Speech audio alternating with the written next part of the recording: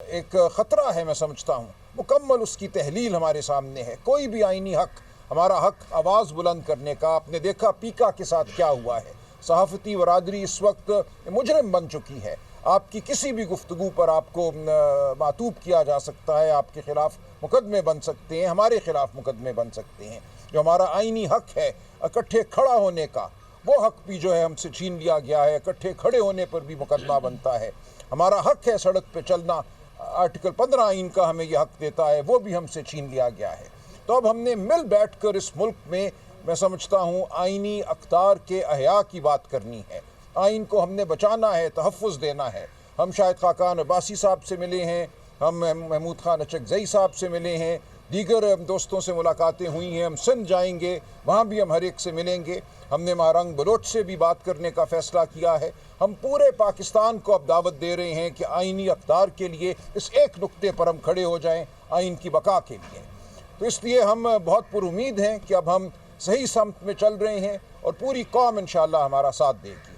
عمر صاحب، کامران صاحب آپ پہلے بات کر لیجیے۔ بسم اللہ الرحمن الرحیم، بہت شکریہ۔ میں آ جاتا ہوں، آپ بتائیں۔ بسم اللہ الرحمن الرحیم، خواتین و حضرات بہت شکریہ۔ میں سب سے پہلے مولانا فضل الرحمان صاحب کا شکریہ ادا کرتا ہوں، سینیٹر کامران مرتضیٰ صاحب کے اور ان کی ساری ٹیم کا، انہوں نے مہمان نوازی کی۔ یہاں پہ جس طرح کہ سلمان اکرم راجہ صاحب سیکریٹری جنرل پاکستان تحریک انصاف نے واضح طور پہ اور بڑے تفصیلاً آپ کو بتایا، پس منظر بتایا اور بتایا کہ ہم لوگ جمہوریت کی فلاح و بہبود کے لیے، جمہوریت کے فروغ کے لیے یہاں پہ آئے ہیں۔ اور اس وقت جو بنیادی چیزیں تھیں حکومت کے ساتھ، وہ ساری چیزیں ہم نے بتائیں مولانا صاحب کو۔ جو انسٹالڈ گورنمنٹ ہے کہ انہوں نے وعدہ کیا تھا کہ وہ وزیر اعظم عمران خان صاحب سے ہماری ملاقات کرائیں گے ان مانیٹرڈ ماحول میں، وہ نہیں ہو سکی۔ میرے ساتھ یہاں پہ صاحبزادہ حامد رضا صاحب ابھی کھڑے تھے، وہ ابھی میرا خیال ہے یہیں فون سن رہے ہیں۔ ان کے مدرسے پہ ان کو اریسٹ کرنے کا پورا ایک پلان تھا، اور پلان کیا ایکسیکیوٹ ہوا۔ وہاں پہ تقریباً 4 DSPs اور 150-200 پولیس والے آ کے انہوں نے ہوا بولا دھاوا بولا، اور وہاں سے بڑی مشکل سے وہ نکل کے آئے۔ کل بھی ہمارے میاں غوث صاحب ممبر نیشنل اسمبلی کو لاہور میں ڈیفنس میں سے ان کو وہاں سے اریسٹ کیا گیا، ان کو چار دیواری کو پامال کیا گیا، دروازے توڑے گئے۔ تو یہ حالات جو ہیں، اس پہ میں سمجھتا ہوں کہ جو انسٹالڈ گورنمنٹ ہے ان کی یہ بات کرنی کہ مذاکرات آگے جائیں تو بڑا مشکل ہو جاتا ہے اور ناممکن ہو جاتا ہے کہ جہاں پہ بنیادی چیزیں جو ہماری ڈیمانڈز ہیں کمیشنز کے بنانے کی، آپ کے 26 نومبر کی، 9 مئی کی، وہ نہیں بنی، اور اس کے ساتھ ساتھ پھر جو ہمارے اسیران کی رہائی آئین اور قانون کے مطابق، وہ اس کے اوپر کوئی وہ نہیں ہو۔ اور سب سے اہم بات یہ ہے کہ جو صاحبزادہ حامد رضا صاحب کے مدرسے پہ ریڈ، اور اس کے ساتھ ساتھ صرف ایک بات کرنی تھی کہ ہم لوگ یہ کمیشنز بنانے جا رہے ہیں، اور ان کو ہم نے تیسری نشست میں بواز بلند یہ کہا تھا کہ یہ ہونے چاہیے، اناؤنسمنٹ ہونی چاہیے، اور یہ پریکرسر ہے یا پری ریکویزٹ ہے ہمارا آپ کی چوتھی نشست کا، وہ نہیں ہو سکا، اس مذاکرات ختم ہوئے۔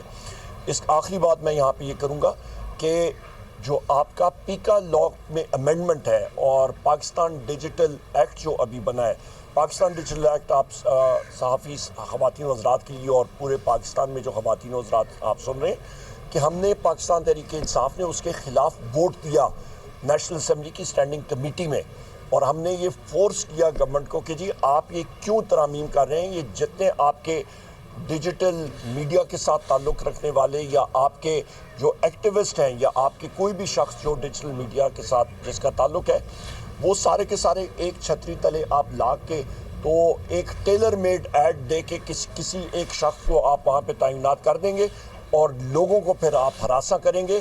یہ ماڈل پاکستان میں اس وقت جو چل رہا ہے، یہ بالکل آپ کا شمالی کوریا ماڈل یا میانمار ماڈل جو ہے اس پہ ہم لوگ جا رہے ہیں۔ اور آخر میں یہ بات کروں گا کہ ایک آزادانہ الیکشن کمیشن، سکندر سلطان راجہ کو جو منفی رول تھا اس کو ہم لوگ کنڈیم کرتے ہیں، جو کمشنرز نے کام جو الیکشنز کے حوالے سے، اور اس لیے ہم لوگ اپوزیشن پارٹیز کو ریچ آؤٹ کر رہے ہیں کہ ہم لوگ اپنی مشاورت کے ساتھ صحیح نام ان لوگوں کے نام دیں جو کہ انٹیگریٹی کے ہوں۔ بہت شکریہ جی۔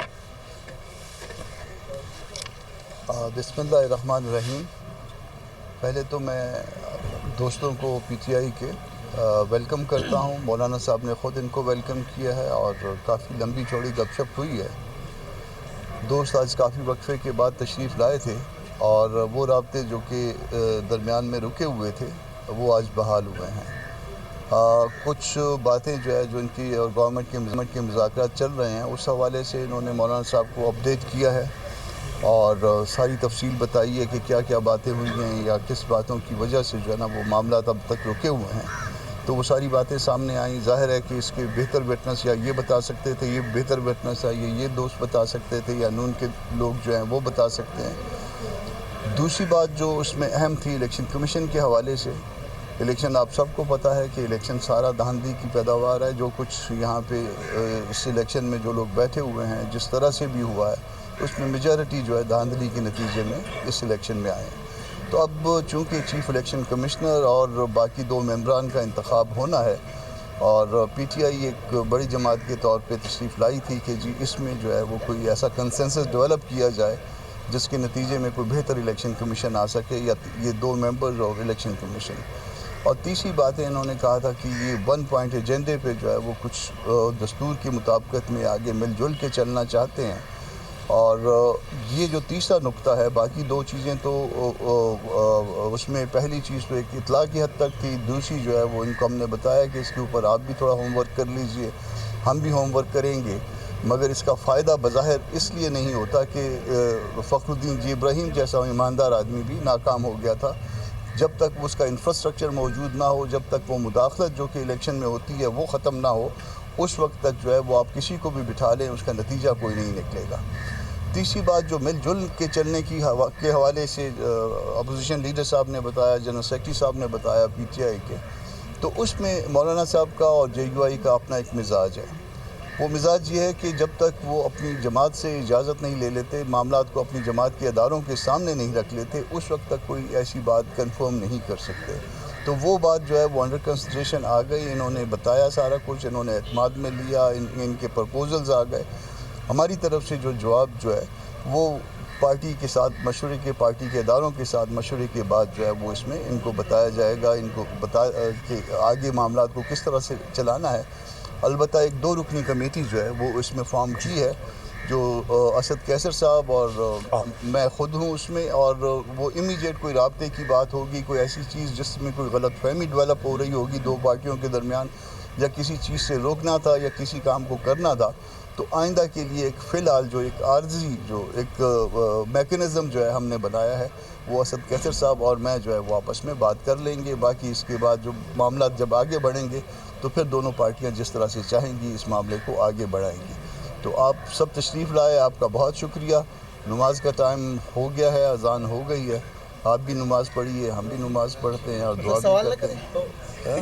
اور دعا کریں. سوال یہ ہے کہ نماز کے بعد پریس کانفرنس کر لینی تھی.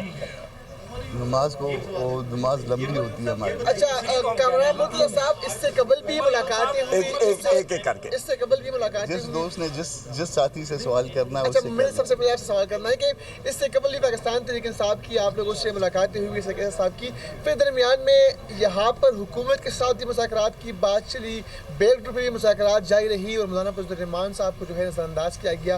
تو کیا ان کے ساتھ سوال میرے سے تو نہیں بنتا، آپ سے ہی ہے، تو کیا اب پرانی جو چپکلش تھی ان کو بلا کر کوئی چپکلش نہیں ہے. دیکھیے ہم نے جو چپکلش اس سے 26 امینڈمنٹ سے پہلے تھی کبھی، تو ہم نے اس کو ختم کر دیا تھا، بھلا دیا تھا. ہم نے ورکنگ ریلیشن شپ کو بحال کر دیا تھا. ہم ہر طرح سے بھلے یہ ہم سے بڑی پارٹی ہیں عددی نسبتوں سے، مگر ہم ہر طرح سے جو ہے نا ہم نے ان کو اپنے اعتماد میں رکھا، اپنے ساتھ رکھا. اور اس معاملے میں کبھی بھی جو ہے نا وہ ہم نے کوئی کنجوسی یا کوئی بدنیتی کا مظاہرہ نہیں کیا. ابھی بھی ایک وقفہ یقیناً آیا ہے، مگر وہ وقفہ بھی میرا خیال ہے کسی بری نیت کے ساتھ نہیں ہے. آپ کہہ سکتے ہیں کہ ہماری کوتاہی ہے، آپ کہہ سکتے ہیں ان کی کوتاہی ہے، ہم میں سے کسی کی کوتاہی ہو سکتی ہے، مگر وہ کوتاہی کو کوتاہی کے حساب میں لکھیں.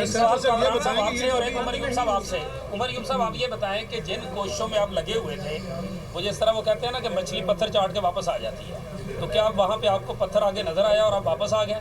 اور دوسرا آپ لوگ بھی کامران صاحب یہاں गुफ्तगू करते हुए हमसे कहते रहे हैं कि ये कहीं क्लियर तो हो कि इन्होंने जाना किधर है, इस्टेब्लिशमेंट से मुज़ाकरात करने हैं, हुकूमत से करने हैं, हमसे करने हैं, करना क्या है? क्या ये क्लियर हो के आगे अब? सबसे सवाल तो उनसे बनते हैं, मेरे से ये भी हमसे बनते हैं, हम लोगों के यही तफज़ात थे। चलें, सबसे पहले ये बताइएगा कि हम लोग कहाँ से कौन सी मछली किधर से पत्थर चाट के आई है। नंबर एक देखें, हमारा वज़ीर-ए-आज़म इमरान खान साहब ने 5 दिसंबर 2024 को अडयाला जेल में जिस वक्त हमारे ऊपर फ़र्द जुर्म लग रहा था, मुझे ख़ुद उन्होंने बुला के कहा कि उमर अयूब ये कमेटी के मेंबरान के नाम होंगे, किसी को कल ये गिला ना हो कि पाकिस्तान तहरीक इंसाफ ने मुज़ाकरात के लिए इस इंस्टॉल्ड गवर्नमेंट के साथ पहल नहीं की।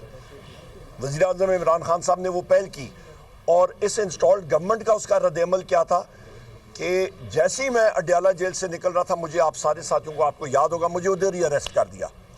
फिर अदालत ने ATC रावलपिंडी ने उन्होंने जो है अगले दिन वो छुड़वाया और उन्होंने कंटेम्प्ट ऑफ कोर्ट लगाई, और क्योंकि मेरे पास बेल थी। उसके बाद फिर ये चीज़ें आगे गईं, 3 नशस्तें हम लोगों ने की और वो पॉइंट्स रखे at the cost of repetition. Number 1 हमारे असीरान की रिहाई आइन और कानून के मुताबिक, न डील न ढील। नंबर 2 26 नवंबर 2024 और आपका 9 मई के जो साने हुए थे उनके हवाले से, जो 9 मई का इंसिडेंट हुआ था, जो हम समझते हैं कि फॉल्स फ्लैग ऑपरेशन था, उसके ऊपर हमने कहा ठीक है, आप एक इंडिपेंडेंट कमीशन बिठाएं और वो कमीशन वो होगा जिसके ऊपर दोनों अतराफ से इंडिपेंडेंट जजेस, सीनियर मोस्ट जजेस ऑफ द सुप्रीम कोर्ट या high court, Islamabad high court, उसके ऊपर बिठाएं। पर उन्होंने नहीं किया और सोने पे सुहागा जो हमारी डिमांड्स थी कि आप हमारी मुलाकात वज़ीर-ए-आज़म इमरान खान साहब से अनमॉनिटर्ड इन्वायरमेंट में कराएं। यहाँ पे वो तारिक अजीज़ साहब कहते थे सुनते कानों देखती आंखों, तो वो कम से कम वो सुनती आंखें और वो सुनते कान और देखती आंखें जो हैं वो कम से कम मॉनिटरिंग ना करें। उन्होंने अपने इलामिया में इसके साथ हमारी तायद की पर वो करा नहीं सके। तो हम लोग ये पूछते हैं कि जनाब कि ये लोग अपने आप को या हुकूमत कहते हैं, तो ये इजाज़त पटवारी चक्री से लेनी है, पटवारी अडयाले से लेनी है, पटवारी दमयाल से लेनी है, पटवारी टोबा टेक्सिंग से लेनी है, किससे इन्होंने इजाज़त लेनी है? तो ये आप हुकूमत से कर रहे जुडिशल कमीशन का ज़ाहिर है, आप इससे पहले आपकी हुकूमत थी वो इतनी बेबस थी, शहबाज शरीफ साहब की हुकूमत उससे ज़्यादा बेबस है, तो क्या उनके पास ये इख्तियार है कोई जुडिशल कमीशन बनाए? क्योंकि इससे आपसे बेहतर कौन जानता है कि गुज़िश्ता 4 साल आपने जो गुजारे उसे तो हालात और भी बदतर हैं। तो आप मुझे बता दें, हम लोग फिर किस, मैं मतलब बैसियत लीडर ऑफ द अपोजिशन या सलमान अकरम राजा साहब एज सेक्रेटरी जनरल PTI, या हम लोग किसको दरख्वास्त लिखें? किसी गर्दावर को लिखें, गर्दावर राइवेंट को लिखें, हम लोग दरख्वास्त कीजिए आके मुज़ाकरात के लिए बैठ, मतलब किस हमने अप्रोच, हम लोग हमारे काउंटर पार्ट कौन होंगे? शायद गर्दावर राइवेंट हो, मेरा ख्याल है वो इनसे ज़्यादा मेरा ख्याल है वो होंगे एम्पावर्ड होंगे। और इसीलिए अब हम पाकिस्तान की आवाम के पास जा रहे हैं। एक चीज़ और मौलाना साहब इमरान खान साहब की और बुशरा बीबी की सज़ा को ऑलरेडी कंडेम कर चुके हैं। बहुत शुक्रिया। अच्छा सर, ये फरमा दीजिएगा कि पाकिस्तान तहरीक इंसाफ मौलाना फजल रहमान के पास तो आती है, लेकिन दूसरी तरफ जब मुज़ाकरात या बातचीत मस्बत अंदाज में चलती है तो अली अमीन गन्नापुर साहब को ऐसा बयान दे देते हैं जैसे मौलाना फजल रहमान साहब की किरदार खुशी तक बात चली जाती है। तो इस हवाले से इमरान खान साहब से कोई बात की है? कमेटी इसीलिए बनी है कि वो इमीडिएट कोई प्रॉब्लम होंगे तो असद कैसर साहब और वो मैं बैठ के उसको रिजॉल्व कर लेंगे। वो दोनों तरफ से इंशाल्लाह सीज़ फायर है, दोनों तरफ से कोई बात नहीं की जाएगी। माहौल पहले हमने बहुत बेहतर बनाया हुआ है, मज़ीद इससे भी बेहतर बनाने की कोशिश करेंगे और नज़दीक आने की, जितने नज़दीक आ सके उसमें नज़दीक आने की कोशिश करेंगे। होता है आपके पास अपोजिशन लीडर का, उस ऐवान का कस्टोडियन स्पीकर है, और स्पीकर का क्या रोल रहा इन मुज़ाकरात कराने में, और क्या अब भी गुंजाइश मौजूद है? चूँकि स्पीकर और इरफान सिद्दीकी कह रहे हैं हमारी कमेटी तहरीर होगी 31 को, हम इंतज़ार करेंगे अभी भी उनके रवैये, उनके जवाब का।